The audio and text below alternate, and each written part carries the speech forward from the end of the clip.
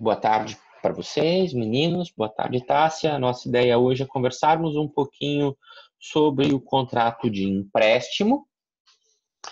Empréstimo é um contrato por meio do qual uma das partes recebe coisa alheia para utilizá-la e, em seguida, devolvê-la ao legítimo proprietário. Então, a ideia de empréstimo, algo que pertence ao nosso senso comum, está ligada ao empréstimo de alguma coisa, uma convenção, um ajuste, no cenário contratual, um contrato, por meio do qual uma das partes recebe algo que pertence à outrem para utilizá-lo.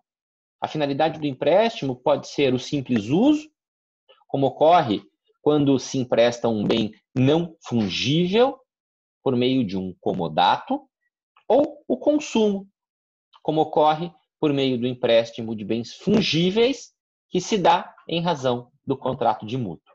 Este empréstimo, portanto, pode ter por finalidade o simples uso de bens não fungíveis. Aqui eu posso agregar gozo.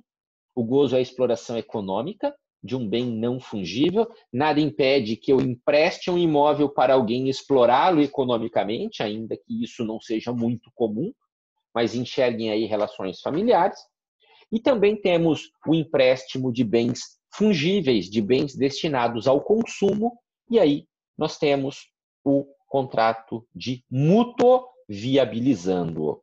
Portanto, uma primeira diferença entre comodato e mútuo, entre o contrato de comodato e o contrato de mútuo, está na natureza do objeto que é emprestado. Quando o bem é classificado como não fungível, estamos diante de um comodato. Quando o bem é classificado como fungível, estamos diante de um mútuo.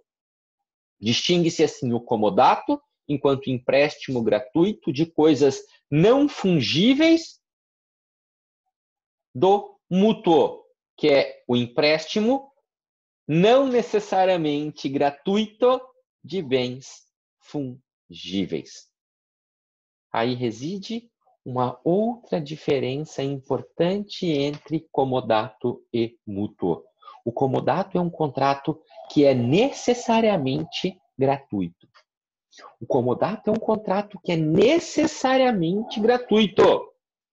Tanto que, se porventura se cobra algo para emprestar um bem não fungível, não tem-se um comodato, tem-se uma locação.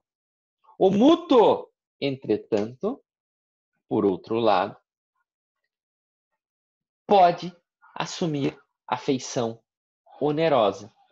O mútuo, nessa perspectiva, é um contrato que é classificado, como bifronte, como Deus Janus, que batiza janeiro, o mês que olha para frente, mas ao mesmo tempo olha para trás. O ano que começa deixando para trás o ano anterior, e assim aparece a figura de Janus. O mútuo, ora pode ser gratuito, ora pode ser oneroso.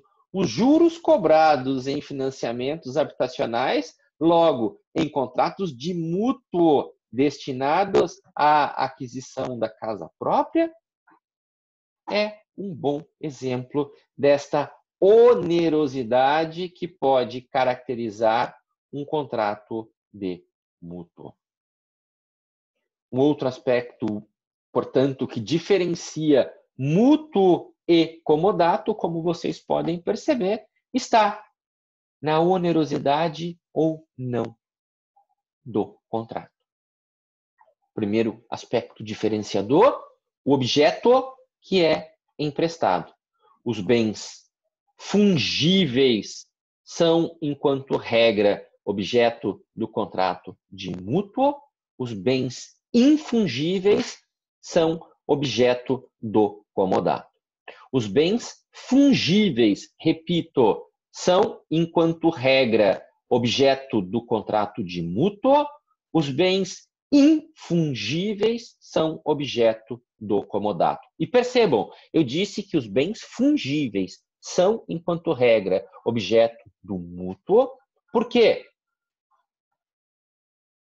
Porque eu posso atribuir a característica de infungível a algo que, em princípio, é fungível. Eu posso, convencionalmente, por meio de uma cláusula contratual, atribuir a qualidade de infungível aquilo que, em princípio, é fungível. E, portanto, nestes casos, o empréstimo deste bem, que aos olhos do mundo é um bem fungível, mas que por uma disposição contratual foi infungibilizado, nós teremos um comodato. Um comodato aqui denominado, como ensina o professor Nando Gomes, ad pompam. Comodato ad pompam. E que aparece no mundo fenomênico, nas nossas relações sociais, por exemplo, para a exibição de coisas que não devem ser usadas. Para a exibição de bens fungíveis que não devem ser usados, embora não possam ser necessariamente caracterizados como raros a ponto de serem coisas únicas. Primeira diferença, portanto, entre mútuo e comodato, que reafirma uma vez mais a natureza do objeto. Bens fungíveis são objeto de mútuo, a não ser que eu atribua a característica de infungível por meio de uma disposição contratual.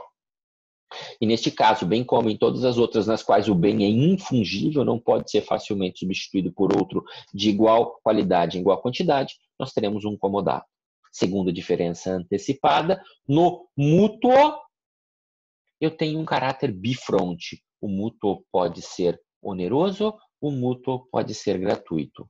O comodato é necessariamente um contrato gratuito. E uma terceira distinção que aparece quando a gente olha os regimes jurídicos de um e de outro é que no comodato, por conta dessa dimensão de infungibilidade que impõe a restituição do próprio bem, daquele bem específico, nós falamos em transferência de posse. Contratualmente, transfere-se exclusivamente a posse. No mútuo, entretanto, como pensamos em bens fungíveis, portanto, aqueles que podem facilmente virem a ser substituídos por outros de igual qualidade e igual quantidade, é possível falarmos na transferência da propriedade sobre os bens.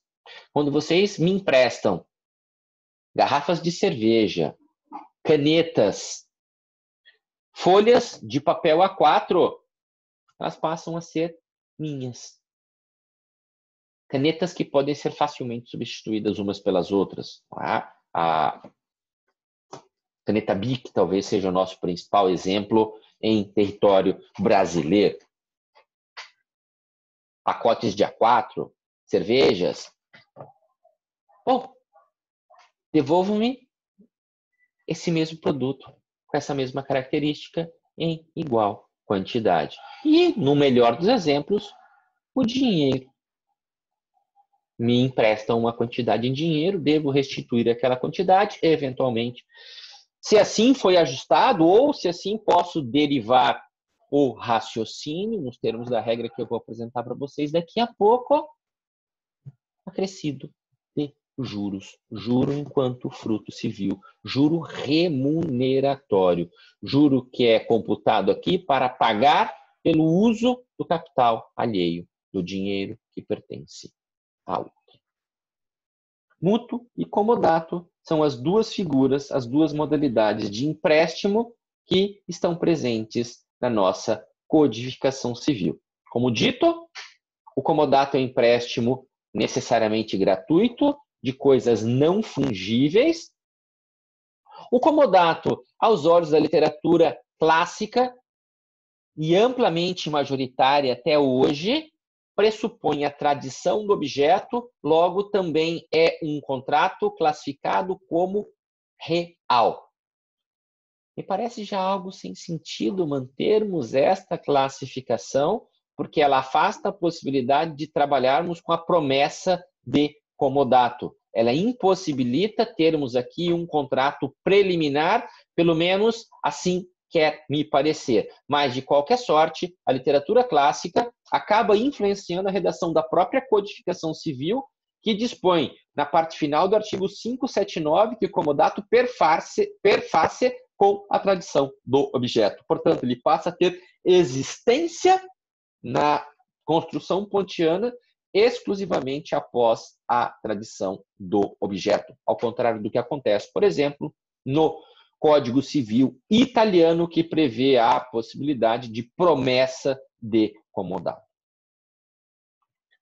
Volto, mais uma vez, destaco, registro junto a vocês, que esse aspecto contido aqui na parte final do artigo 579 do Código Civil Brasileiro reforça aquilo que é afirmado pela literatura amplamente majoritária, de que o comodato é um contrato real. Isso é algo que vem desde os tempos do direito romano, uma característica formal bastante forte e que nos faz classificar este contrato como um contrato real. Pensando o comodato em movimento, para além dessa característica destacada, que eu preciso entregar a coisa para que eu possa ter um comodato, para que este comodato possa existir, após a entrega, começamos a observar situações que, porventura, podem vir a acontecer. A primeira delas, uma regra de solidariedade legal. A primeira delas, uma regra de solidariedade legal, contida, prevista no artigo 585 da nossa codificação. Se há, ao mesmo tempo, mais de uma pessoa na posição jurídica de comodatário, portanto, daquele a quem se empresta, haverá solidariedade entre estas pessoas. Portanto, um bom exemplo de solidariedade passiva legal, com origem da lei.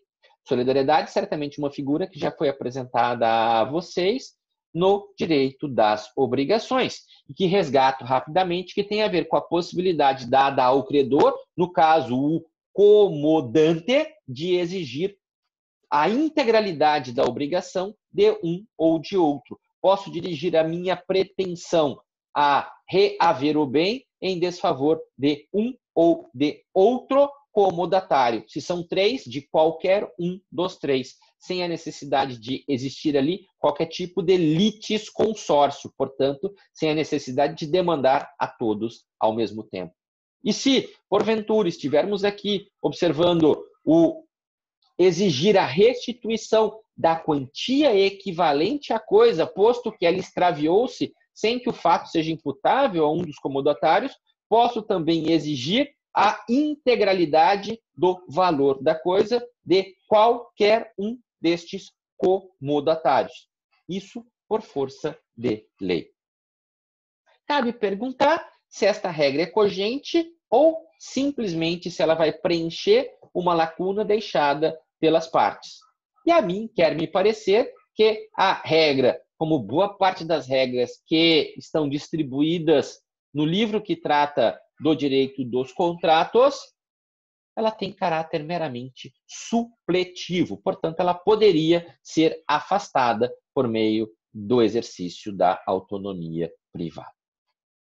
Outro aspecto importante é, ainda que o comodato seja necessariamente gratuito, nós temos que pode ocorrer, porventura, que uma das partes provoque danos à outra.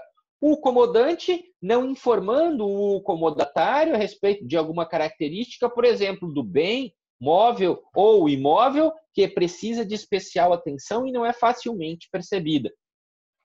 O comodatário não usando adequadamente o bem ao fim a que se destina. E aí, evidentemente, poderemos falar na reparação de danos. Mas percebam que isso tem a ver com momentos patológicos e não com aquilo que, em princípio, se espera por meio deste contrato. Aliás, é exatamente essa possibilidade de pensarmos em reparação de danos em desfavor do comodante e em benefício ou em favor do comodatário, que parte da literatura jurídica vai dizer que comodato é um contrato bilateral imperfeito.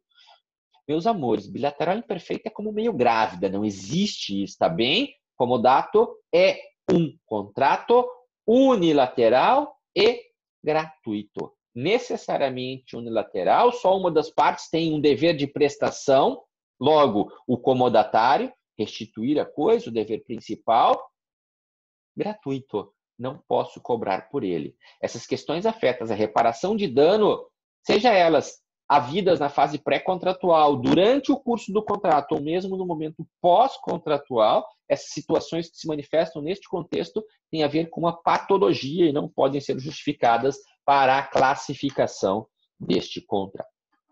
Cabe lembrar ainda que o comodatário jamais poderá recobrar do comodante as despesas feitas com o uso ou com o gozo, com a exploração econômica da coisa emprestada. Logo, me parece muito adequado reforçar que aquele que usa bem alheio é responsável pelas despesas de conservação, é responsável pelas despesas de manutenção e, obviamente, é responsável pelas despesas afetas ao uso ou à exploração econômica. E isso inclui aqui, em princípio, combustível, despesas afetas à energia elétrica, à água, durante o tempo em que usei o imóvel alheio, e por aí os exemplos se manifestam. Para além disso, é importante destacar a regra do artigo 582, consoante a qual o comodatário é obrigado a conservar a coisa como se sua fosse, não podendo usá-la senão de acordo com o contrato ou a natureza do bem, sob pena de responder por perdas e danos. Isso é bastante tranquilo da gente conseguir perceber. E uma regra extremamente interessante é a que traz para o contrato de comodato algo que está presente na locação tipificada no Código Civil e que a literatura jurídica trata como aluguel-sanção. Isso está previsto na parte final do artigo 582. Acompanhem comigo. O comodatário constituído em mora, além de responder por seus efeitos, pagará até restituir a coisa o aluguel da coisa que for arbitrado pelo comodante. Percebam? Eu empresto algo a alguém. Esse empréstimo, portanto, é gratuito. Há um prazo para a restituição do bem ou há uma notificação. Lembrem-se que as obrigações estipuladas sem prazo ou sem termo final podem ser exigidas imediatamente. Isso pressupõe apenas a notificação, a constituição formal em mora do devedor.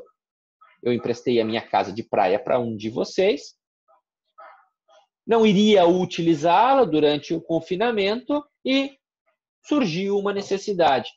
Eu não disse que dia o bem deveria ter sido devolvido, surgiu uma necessidade, eu entrei em contato, olha, por favor, eu preciso do meu imóvel de volta. Eu preciso de 2 dias para me organizar. Perfeito. Os italianos, a codificação civil italiana trata dessa situação também como mora retardada. O direito brasileiro não o conhece. Eu abordo essa questão, se alguém um dia precisar, no meu descumprimento contratual, livro publicado pela editora Juruá, que é o trabalho do mestrado, a versão editorial da minha dissertação de mestrado. Mora retardada. Constituído em mora. Fim desse prazo que foi ajustado, ou eventualmente sem nenhum prazo para além daquele da notificação, devolva-me o bem, permite-se a estipulação daquilo que se chama aluguel-sanção. Em parte, o aluguel levando-se em consideração o valor de mercado, em parte, este valor vai ser composto por um plus, por algo além deste aluguel que vem com uma dimensão coercitiva, como uma forma de fomentar o adimplemento. Essa possibilidade, denominada, tratada pela literatura jurídica de direito civil, que está prevista tanto na locação da codificação civil, como aqui no contrato de comodato, é conhecida como aluguel-sanção. Essa é uma regra importante de compartilhar com vocês. Aliás, falamos em prazo há pouco. Em princípio, eu preciso cumprir o prazo que foi pactuado para o empréstimo, devolvendo o bem dentro deste prazo. Se não há prazo, deve-se interpretar este prazo de uso como aquele necessário para o uso expectado. para a exploração da coisa consoante uma necessidade pontual. E, em princípio, aquele que empresta não pode reaver a coisa antes de transcorrido este prazo ou, eventualmente, antes de transcorrido o prazo que pode ser percebido em razão do uso. Alguns exemplos de ambas as situações. Quando vocês emprestam livros na biblioteca, pactuam um contrato de comodato e tem um prazo que conhecem que precisa ser observado para a devolução da coisa. O nosso estimado Arthur, que está lá na fronteira, enxerga a situação de uma colheitadeira tendo sido emprestada por um vizinho ao outro durante o período de colheita do soja, do milho, do trigo, do sorgo. Prazo razoável, prazo socialmente construído. O tempo é uma construção social, não é? Prazo socialmente construído. Quanto tempo é necessário para a colheita? O agricultor tem uma boa noção a respeito disso. Ou, no mínimo, pode observá-lo. O campo que até ontem ou anteontem estava coberto, recheado daquele trigo reluzente, como o ouro tocado pela luz solar, agora só vê os restos daquela plantação. Opa, está na hora do meu vizinho devolver-me aquilo que emprestei para ele. Pronto, tem aí uma situação na qual não se estipulou um prazo para o cumprimento do comodato, para a restituição do bem, mas na qual se explicita muito claramente este momento. Isso se percebe muito facilmente. Ou a casa da praia, porventura, emprestada para a temporada. Bom, nós temos uma noção de que a temporada começa quando terminam as nossas aulas no final de meados de dezembro, e a temporada começa e ela termina quando as aulas são retomadas. E isso flutua entre fevereiro e março para nós que vivemos aqui no Rio Grande do Sul. Não é necessariamente assim no resto do Brasil. Então, eu consigo perceber, a partir de alguns sinais construídos socialmente, alguns signos construídos socialmente, o momento de cumprimento do contrato. E na dúvida, notificação. Se entender necessário formalizar, forçar essa manifestação, interpelação judicial, ainda que essa não seja uma exigência. Talvez tenha apenas um impacto formal um pouco maior em alguns contextos bastante específicos. E uma outra regra bastante importante de compartilhar com vocês, que tem um cunho ético muito forte, mas que qualquer equação econômica destrói, é aquela que está contida no artigo 583.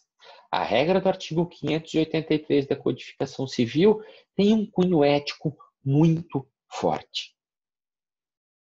Ela é marcada pela ética de ponta a ponta, mas ela desaba frente a qualquer reflexão de natureza econômica.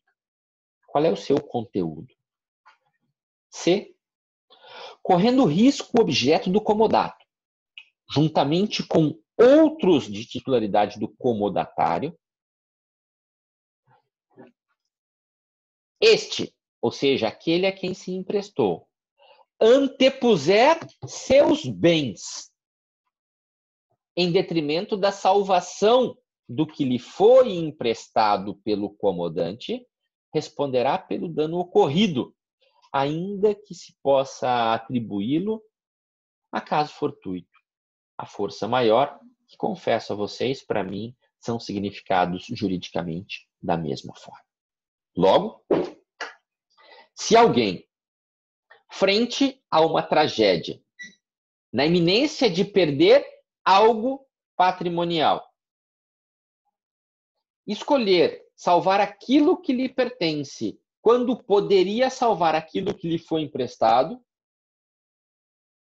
mesmo que essa catástrofe, mesmo que essa tragédia tenha sido provocada por forças incontroláveis, A melhor percepção do fortuito é aquilo que não pode ser dominado, aquilo que não pode ser controlado, porque é extremamente forte, não há tecnologia para isso, ou porque não pode ser antevisto, aquilo que não tem como ser antevisto, não tem como ser controlado. Se alguém antepuser num contexto como esse, provocado pelo fortuito, a salvação do seu em detrimento daquilo que lhe foi emprestado, podendo salvar aquilo que lhe foi emprestado, pagará o valor daquele bem. Mantém-se com o dever de restituir. Responderá pela perda. Responderá pela perda. Assume dever restitutório.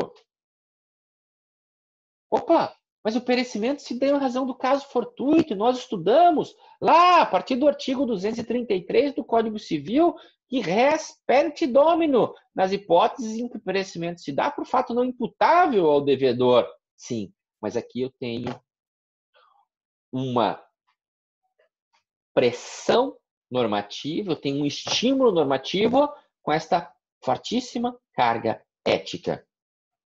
Se eu posso escolher entre salvar este bem que me pertence ou este bem que me foi emprestado, se eu posso fazer a escolha e só consigo salvar um, eu preciso salvar primeiro aquilo que me foi emprestado, generosamente emprestado, sem custo emprestado, ao salvar aquilo que é meu. Se eu escolho, podendo fazer a escolha, o que é meu, em vez de salvar o que me foi emprestado, eu pago pelo valor deste bem. Dever restitutório. Tá? Há um dever de natureza restitutória. Isso é lindo. Olha o detalhe. Se o que é meu custa 1 milhão e o que me foi emprestado custa 10 mil, é preferível pagar 10 mil a pagar 1 milhão. Ponto. Portanto, por isso disse a vocês que esta regra ética não resiste ao escrutínio do pragmatismo que está impregnado às condutas, aos comportamentos dos seres humanos em termos gerais. O econômico aqui provavelmente vai prevalecer em detrimento da dimensão ética que informa esta regra. Por fim, é possível lembrar que tutores e curadores, de modo geral, também ao seu lado, administradores de bens alheios, não podem ofertar em comodato, sem permissão judicial, os bens confiados à sua guarda. E por quê? Porque o comodato é gratuito e esses bens poderiam ser explorados, enquanto regra, pelo menos, poderiam ser explorados economicamente. E, portanto, os bens que pertencem aos tutelados, os bens que pertencem, porventura, aos curatelados, poderiam ser melhor aproveitados em favor do patrimônio destas mesmas pessoas, dessas pessoas marcadas, de algum modo, por alguma dimensão de vulnerabilidade.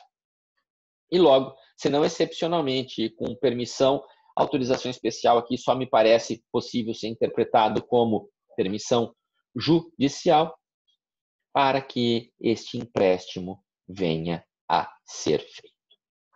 Essas são as regras mais importantes para compartilharmos com vocês sobre o contrato de comodato. Essas são as regras mais importantes para pensarmos a respeito do comodato. E, obviamente, vale lembrar que o principal dever do comodatário, daquele a quem se empresta, além, obviamente, de conservar a coisa, de respeitar o uso a que se destina, é restituí-la, devolvê-la. Não é mesmo? Agora, como antecipei, há ainda o contrato de mútuo. Nós temos ainda o contrato de mútuo. Mútuo é o contrato por meio do qual alguém transfere a propriedade de bem fungível a outrem. Obrigado a lhe pagar com coisa do mesmo gênero, de igual qualidade e em igual quantidade, plus juros, quando contratados ou quando houver previsão legal. Reafirmo, mútuo é o contrato por meio do qual o mutuante transfere ao mutuário a propriedade de um bem fungível e o mutuante se obriga a pagar-lhe com coisa do mesmo gênero, com a mesma qualidade e a mesma quantidade, mais juros quando for o caso. Esta ideia nos é trazida pelo professor Clóvis Bevilacqua. O mútuo tem algumas regras também dispostas na nossa codificação civil, que vão do artigo 586 até o artigo 592. O 586 alberga essa leitura dada por Bevilacqua e compartilhada com vocês. E o 587 reforça-o para dizer que o empréstimo transfere o domínio da coisa emprestada ao mutuário, por cuja conta correm todos os riscos dela desde a tradição. E aqui vem talvez um exemplo muito importante para pensarmos esta questão. A famosa saidinha do banco. Alguém foi a uma agência bancária, pactuou um mútuo e saiu da agência bancária com uma boa quantia em dinheiro em um envelope ou no bolso. Esse dinheiro foi lhe emprestado, essas cédulas lhe foram entregues, portanto, ele é, em princípio, proprietário destas cédulas. A leitura fria desta regra, num contexto não sistêmico, da regra dividida com vocês agora, contida ali no artigo 587 da nossa codificação civil, leva, a meu ver, de forma equivocada, a concluirmos que em qualquer situação, o banco, estou pensando na instituição, não tem responsabilidade no que diz respeito aos furtos, aos roubos ocorridos nesse universo de saída do banco. E, por favor, não me venham com o argumento vil, o mutuário deveria saber que vivemos num país muito violento. Ele foi muito inocente em pegar dinheiro e sair com dinheiro em espécie nos seus bolsos ou no envelope. E por que estou afirmando que a ideia de saidinha do banco impõe pensarmos na responsabilidade do mutuante, daquele que faz empréstimos? Mormente, quando eu enxergo essa situação num cenário marcado pela sociedade de consumo, pela necessária proteção de consumidores, mas, ao mesmo tempo, num cenário que a dogmática enxerga o contrato e a obrigação que ele produz como um processo, e um processo complexo, no qual há deveres expressamente pactuados, mas há deveres que não precisam ser pactuados e que os trato como deveres gerais de conduta, mas que podem ser pensados também como deveres contratuais gerais, deveres laterais, deveres anexos, deveres fiduciários, como ensinam muitos daqueles que se propõem a escrever sobre direito civil no nosso Brasil. Então, esse é um tema que ainda é bastante atual e que ainda precisa ser melhor explorado. Os tribunais oscilam e muitas vezes vacilam na construção da melhor resposta. Ora, imputam à instituição banco o dever de reparar os danos sofridos nessa situação, a perda do capital, a perda daquele dinheiro em razão de um furto ou de um roubo. Ora, eles imputam a perda exclusivamente ao consumidor, aquele que foi ao banco e dali saiu com uma quantia em dinheiro. Importante lembrar também que o mútuo feito a menor de idade, sem prévia autorização dos seus guardiões, dos responsáveis pelos menores, não pode ser reavido nem do mutuário, nem dos seus fiadores. Aliás, vimos isso quando conversamos sobre a fiança. Portanto, temos aqui uma situação de obrigação natural. Há o débito, mas não há responsabilidade, logo não há pretensão. Pretensão enquanto poder, como parte do direito subjetivo. mútuo feito a menor não pode ser reavido, mas temos tantas exceções dispostas ao largo do artigo 589 que a regra que compartilho com vocês, prevista no artigo 588, quase perde o seu senso de praticidade. Se essa disposição do artigo antecedente, ou seja, eu posso exigir o mútuo feito a menor. Quando? Se a pessoa de cuja autorização necessitava o mutuário para contrair o empréstimo, ratificá-lo. Logo, aqui estamos falando só da situação que envolve relativamente incapaz, porque a ratificação só cabe em negócios anuláveis. Se o negócio é nulo, ela não tem a possibilidade de se manifestar, de acontecer. Se o menor, estando ausente esta pessoa, o seu representante, o responsável por ela, viu-se obrigado a contrair o empréstimo para os seus alimentos habituais.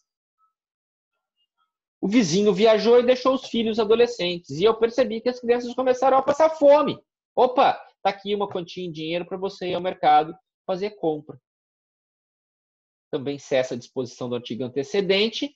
Se o menor tiver bens ganhos com o seu trabalho, embora neste caso a execução do credor não pode ultrapassar-lhe as forças, e talvez precisasse ser ainda melhor pensada, e trabalharmos aqui o aspecto que é desenvolvido lá no artigo 928, parágrafo único. Ele deveria ser trabalhado a partir da perspectiva do 928, parágrafo único, que, aliás, em verdade, deveria se estender para todos os universos de obrigação negocial ou não, e essa regra diz respeito à tutela jurídica do patrimônio mínimo. Fica uma preciosa dica de leitura, o trabalho do professor Fachin, Estatuto Jurídico do Patrimônio Mínimo, dos nossos bens, do nosso acervo patrimonial. Uma parte precisa ser pensada por conta do seu papel, da sua função existencial, não pode ser vista puramente como patrimônio. Enfim, outras duas regras aqui no 589, que fazem exceção ao 588. Posso exigir do menor o pagamento do mútuo se o empréstimo reverteu-se em seu benefício, e aqui eu tenho uma estrutura semântica bastante aberta, o que é reverteu-se em benefício do menor, ponto de interrogação, ou ainda, aqui em cima, me parece com bastante sentido, se o menor obteve o empréstimo de forma maliciosa, se houve malícia na obtenção deste empréstimo. Hipótese na qual este comportamento doloso afasta a possibilidade de arguição da incapacidade relativa. Volto a dizer, são situações que me parecem, todas elas, num contexto de incapacidade relativa, portanto, que afeta pessoas que têm entre 16 e 18 anos. Apenas, então, somente. E penso especialmente porque, retomando o argumento anterior, contratos pactuados por absolutamente incapazes, em princípio, pelo menos na teoria do negócio jurídico, são contratos nulos. São contratos marcados ou sancionados, que recebem a marca da nulidade. O argumento, se ele se mantém hoje ou não, a gente pode conversar num outro momento, mas o argumento é proibir para proteger. Proibimos que absolutamente incapazes pactuem contratos buscando protegê-los, eis que não têm maturidade suficiente para a prática dos atos da vida civil. Para além disso, e já encaminhando a nossa conversa, ou pelo menos a minha exposição para o final, importante lembrar que quando eu contrato comodato ou mútuo, aliás, como eu contrato praticamente qualquer contrato, quando eu pactuo qualquer contrato, posso trabalhar com garantias, posso exigir garantias. E é importante destacar que essa garantia pode ser exigida também no curso da relação contratual. O que nós temos aqui no artigo 590 é um reforço de regra que já foi explorada por vocês no direito das obrigações. Lá, entre meio, o artigo 330 e seguintes. Aqui, o mutuante pode exigir garantia de restituição se antes do vencimento o mutuário sofrer notória mudança em sua situação econômica. Repito, o mutuante pode exigir garantia da restituição se antes do vencimento o mutuário sofrer notória mudança em sua situação econômica. Lá, entre as regras previstas para o pagamento, artigo 333, mais especificamente o artigo 333 é o que veio à minha mente, permite-se mesmo a possibilidade de cobrar a dívida antes do vencimento. Portanto, aqui estamos falando em vencimento antecipado da obrigação quando cessarem ou se tornarem insuficientes as garantias do débito, sejam elas fidejussórias, logo pessoais, ou mesmo reais. E o devedor, intimado a reforçá-las, negar-se a fazê-lo ou simplesmente ignorar essa intimação. Logo, o artigo 590, né, é alguma forma de manifestação da regra que já foi explorada outrora e que já resolveria a questão prevista no artigo 333 da nossa Codificação Civil. Pensando no tempo, não havendo prazo estipulado, o prazo do mútuo será até a próxima colheita, se o mútuo for de produtos agrários, sejam eles destinados ao consumo ou à semeadura, pouco importa. Próxima colheita, se o mútuo for de produtos agrários. Sementes são um bom exemplo aqui. De 30 dias, pelo menos, se for de dinheiro. Ou, por fim, do espaço de tempo que declarar o mutuante, logo, aquele que empresta, não aquele a quem se empresta, aquele que empresta, se for de qualquer outro bem fungível. Bom, vamos tentar entender um pouco a racionalidade por trás, o que explica essas regras.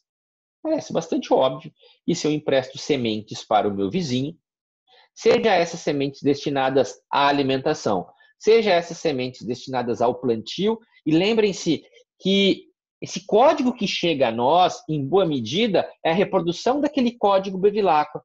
E aquele código Bevilacqua era um código feito para um Brasil eminentemente agrário. Eu não olhava para a urbe, eu olhava para o mundo agrário, para chácaras, sítios e fazendas, para chacrareiros, sitiantes, fazendeiros e para latifundiários. Para latifúndios e latifundiários. Se eu empresto sementes do meu vizinho, as como ou as planto, pouco importa, só posso restituí-las quando elas florescerem novamente. E é por isso que o mútuo feito de sementes só pode ser exigido na próxima safra. E o mútuo de dinheiro?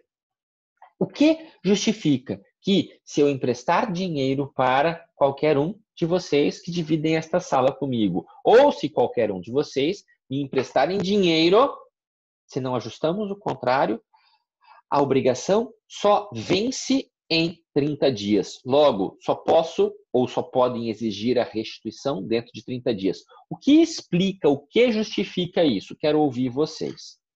Podem escrever ou podem abrir os microfones e me contarem isso. Henrique, Vitor, Gabriel, Arthur, Tássia, me ajudem. Aliás, o Gabriel não está aqui.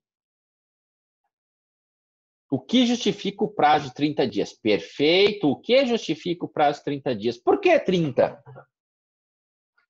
No que está pensando o nosso talentoso, né? O nosso sábio legislador, tão sábio quanto Palas Atena, que tem a memória de Mnemosyne? Oi, professor, será que não seria justificável pensando assim, que aquele que dias ele Não consegui ouvir o final.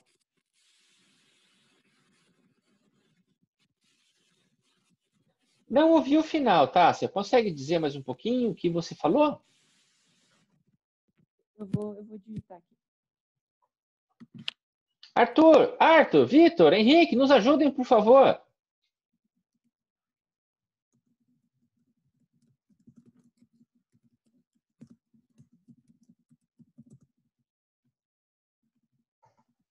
Por que 30 dias? O que justifica 30 dias? O que explica esta escolha normativa? Só posso exigir dentro de 30 dias. O que, Lola? O que justifica, Lola, 30 dias? A Lola está aqui atenta, olhando para nós também, tentando entender o que está acontecendo.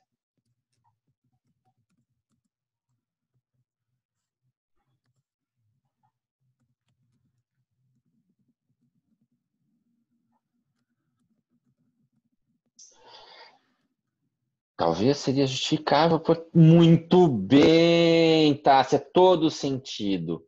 Mais do que isso. Código burguês. A parte burguesa. Quem não é latifundiário, quem não é proprietário, no mínimo, é empregado. Num mundo sem escravidão, tem emprego. O mundo do pleno emprego prometido pelo capitalismo. Todos, portanto, a cada ciclo de no mínimo 30 dias, têm renda e com a renda serão capazes de honrar seus compromissos. Belíssimo raciocínio, Tássia. Perfeito. Aliás, como uma descendente, de algum modo, de Max Weber, não poderia ser diferente, não é mesmo? Por fim, quero conversar um pouquinho com vocês sobre a regra do artigo 591 da nossa Codificação Civil. Dividindo-o com vocês, destinando-se o mútuo a fins econômicos, empréstimo feito no banco, por exemplo, e não aquele que é feito de pai para filho, de mãe para filho, de mãe para filha, de mãe para filha. Presumem-se devidos os juros. Destinando-se o mútuo a fins econômicos, presumem-se devidos os juros, os quais, sob pena de redução, não podem exceder a taxa a que se refere o artigo 406 do Código Civil. Percebam que estes juros aqui, primeiro, são juros remuneratórios. Portanto, não são juros moratórios, não são juros de mora, são juros que remuneram o capital.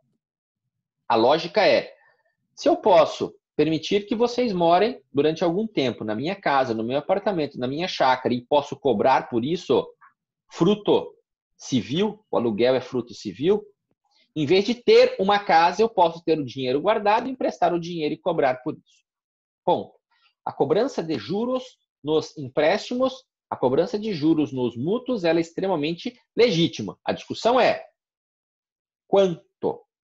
O 406 do Código Civil não ajuda a resolver essa questão. Eu tenho aqui no 591 uma regra de reenvio, porque ele reenvia para o 406 a solução, e o 406 não resolve. Por quê? Porque o 406 gera dúvida. Selic ou Código Tributário Nacional. Tá? Selic ou Código Tributário Nacional. Eu, particularmente, estou com o Código Tributário Nacional e, portanto, essa taxa de juros nos contratos pactuados, pelo menos entre nós, mortais, é de 1% ao mês enquanto regra.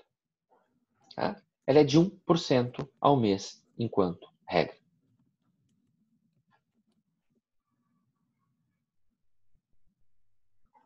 E a Selic? Qual o problema da Selic? A Selic flutua. A Selic oscila. E a Selic traz juro mais correção monetária. Logo, se eu for trabalhar a Selic como taxa de juro, ao ler as regras que versam a respeito da incidência de juros no direito das obrigações, na parte final do direito das obrigações, por exemplo, os artigos 389 ou 394, 389 ou 394, eu percebo ali claramente juros e correção monetária. Logo, se a Selic são juros mais correção monetária, eu tenho um bis em idem. Eu tenho uma sobreposição, uma duplicação da correção monetária, que simplesmente se limita a servir como um fator de equalização. A correção monetária atualiza o valor, o poder de compra da moeda. A correção monetária atualiza o poder de compra da moeda. Então, quer me parecer que o juro aqui é o do Código Tributário, que é de 1%. E que pode ser contratualmente ajustado até o dobro, nos termos da lei de usura, do decreto 22.626.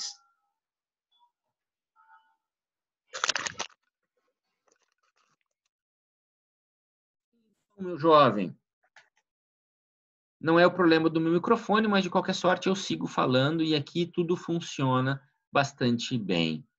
Ótimo. Vitor, voltou? De qualquer sorte, repetindo, reafirmando, reforçando aquilo que foi dito até agora, o artigo, como vocês viram, número 591, trata dos juros remuneratórios, que vão remunerar o uso do capital. Ele remete à solução para o artigo 406, que trata dos juros moratórios, entretanto, sem dizer quais são os juros moratórios que são devidos no direito civil brasileiro. A literatura jurídica e os tribunais, ora dizem que é a Selic, ora dizem que é o juro do Código Tributário, de 1% ao mês. Quer me parecer que a escolha dos juros do Código Tributário é a mais acertada, seja para os juros moratórios, seja para os juros remuneratórios. E salientei que, nos termos da lei de usura, do decreto 22.626, de 1933, já tem quase 100 anos,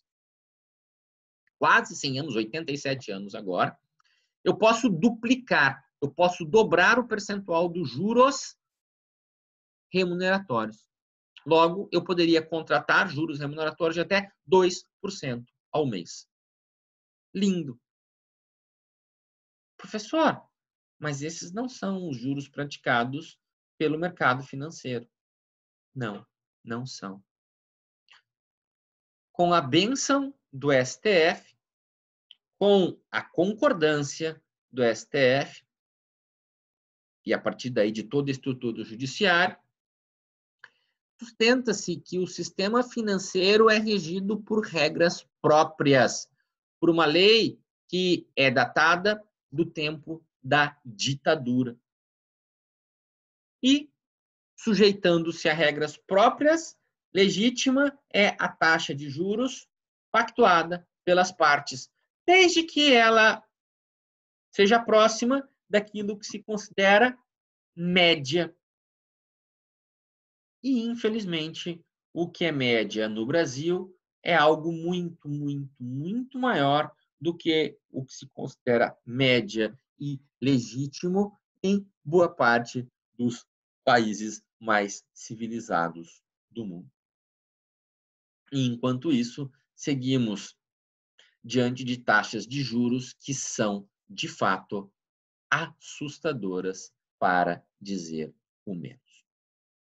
Esse é um tema que ainda exige muito estudo, muita reflexão, e digo porque, enfim, aqui perante jovens estudantes, quiçá venhamos a ter também, além de estudantes, jovens pesquisadores explorando essa temática, caso ela lhes seja algo intelectualmente desafiador.